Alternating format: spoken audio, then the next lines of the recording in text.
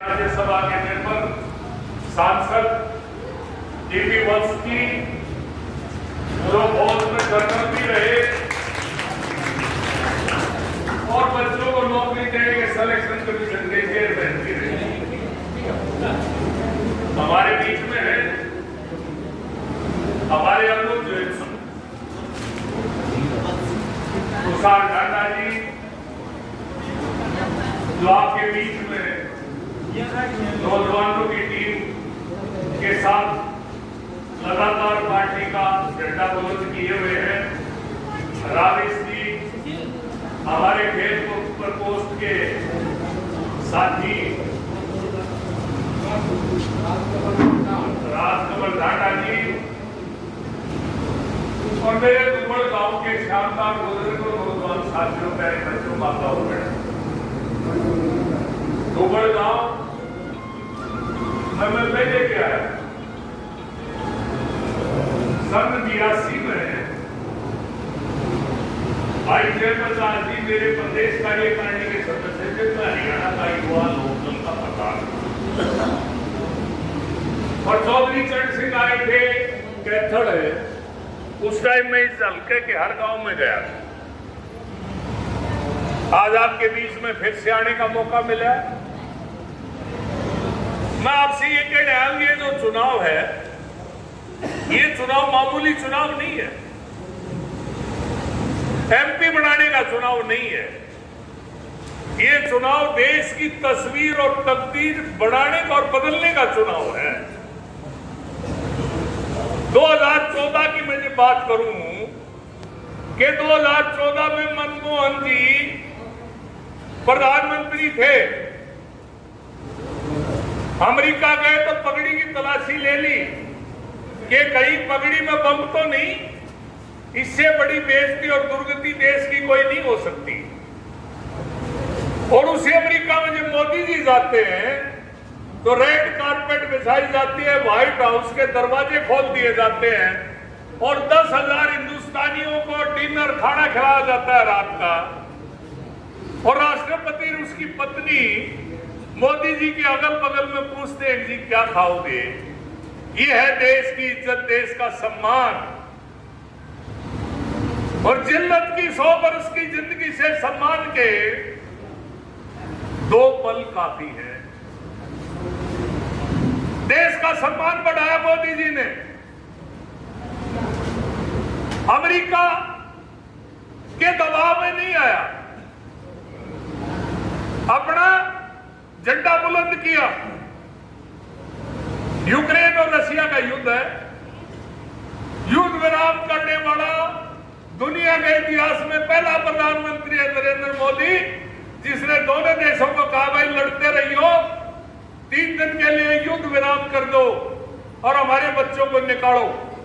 जो बच्चे पढ़ने गए हुए थे उन सबको बाहर निकाल के लाए। पाकिस्तान और बांग्लादेश के बच्चे भी हमारा झंडा लेके आए। इसका नाम है मोदी। जब अमेरिका ने कहा कि तेल मत लेना रशिया से, मोदी जी ने कहा मैं 140 करोड़ का प्रधानमंत्री हूं, तेरे दबाव में नहीं आऊंगा। तेल लिया। पाकिस्तान, बांग्लादेश और श्रीलंका दबाव में आए। उन्होंने रशिया से अमेरिका के दबाव में तेल नहीं लिया। आज वहां तेल के दाम हमारे से 4 गुना है। आज कांग्रेसी कहते महंगाई बढ़ गई। अरे 84 में जब मनमोहन की सरकार थी, कांग्रेस की सरकार थी, तो तेल के दाम 84 रुपए लीटर थे। आज 88, 89, 5-4 रुपए 10 साल में बढ़े हैं। कहते गैस के सिलेंडर के रेट बढ़ गए, कम करेंगे। 450 का था 14 में, 19 में बैंक में डाल दो कितने हो गए 900, और 19 में फिर बैंक में डाल दो 24 में कितने हो गए 1800। 1800 का सिलेंडर दिया करते, जमीन का राज था और कड़ा था सिलेंडर। मेरी माताओं बहनों के लिए सपना था हम भी कदे गैस पर रोटी पोवाएंगे। ब्लैक होता था, लाइनों में लगे रहते थे। मंत्री की एमएलए की चिट चलती थी सिलेंडर के लिए। आज मोदी जी के राज में सिलेंडर घर घर पहुंच गया। हम ढूंढ रहे हैं कि कौन माता बहन है जिसके घर की रसोई में चूल्हा नहीं है। मेरी गरीब माता बहन को पेट में कोई इन्फेक्शन हो जाता, दस्त लग जाते, पेट पकड़े रहती थी, इंतजार करती थी रात होने का। आज हर घर में शौचालय बनवाया, गरीब आदमी को घर दिया, मकान दिया, आयुष्मान कार्ड दिया 5 लाख का, राशन दिया। ये मोदी ने क्यों दिया, कांग्रेस ने क्यों नहीं दिया? क्योंकि मोदी जी ने गरीबी देखी है, गरीबी जी है, गरीबी में रहा है, इसलिए गरीब की तकलीफ को मोदी जी जानते हैं। आज राहुल गांधी जीरी लाती पैंट समा की फोटो उतरवा के आओ जीरी लगाते हुए। अरे तू तो जीरी लगाते फोटो उतारे है, मोदी ने तो यह जीरी ला रखी है।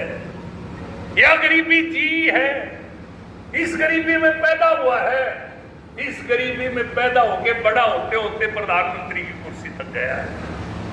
वो जानेगा हमारी तकलीफ, वो जानेगा हमारा दर्द। और आज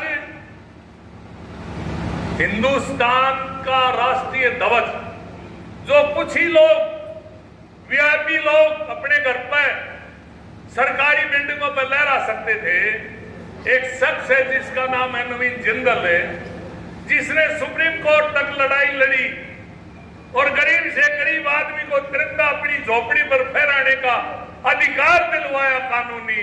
उस व्यक्ति का नाम नवीन जिंदल है, जो आज मोदी जी का वही ध्वज लेके, आज मोदी जी का निशान कमल का फूल लेके आपके बीच में उम्मीदवार के रूप में आया है नवीन जिंदल।